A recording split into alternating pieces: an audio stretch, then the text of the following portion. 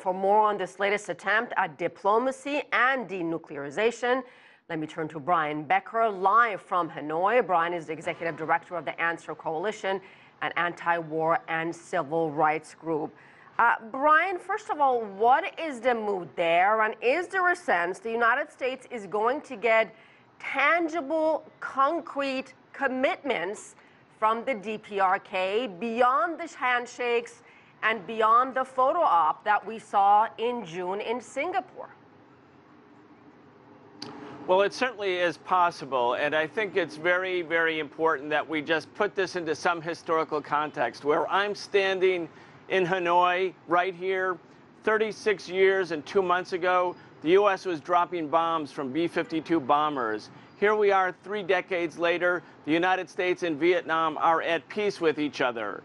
It's really not so much about the details about what North Korea will do, or even specifically what the U.S. needs to do. The question really is a matter of will and desire. Do the DPRK and does the United States want to have a new relationship? That was point number one in the Singapore summit that was signed on June 12th.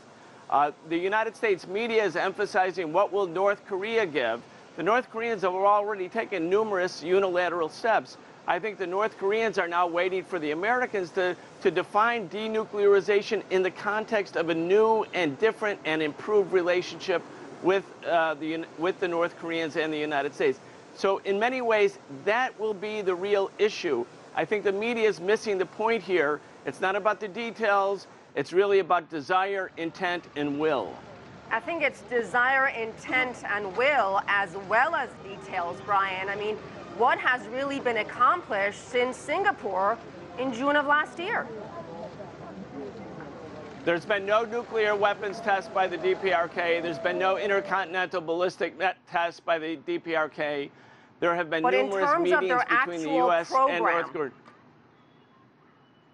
Well, the tangible action, the North Koreans have made it quite clear they're not going to disarm as long as the U.S. is still in a state of war. So it would be misplaced expectations to think that the DPRK or any country that is engaged in still in a war will disarm. The North Koreans have said, we want to have a step-by-step reciprocal relationship.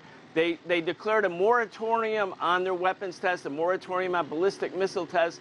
The United States suspended the military exercises. Those were reciprocal steps. The other question now will be, what defines denuclearization? Does it mean that the DPRK gives up its nuclear weapons, but the United States still surrounds the DPRK and simulates the destruction of the DPRK with nuclear bombs as it did 2 years ago?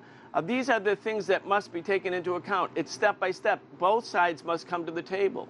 DPRK wants relief from sanctions. They want South Korean U.S. troops out of South Korea. Could that actually happen during this summit? No, I don't think so. I think the issue of American troops in South Korea is not on the table. I think it would be the poison pill for the negotiations if the DPRK were to suggest that that's the ultimate end game here. The United States was at war with Germany and Japan, and that war ended 75 years ago. U.S. troops are still in Japan and Germany.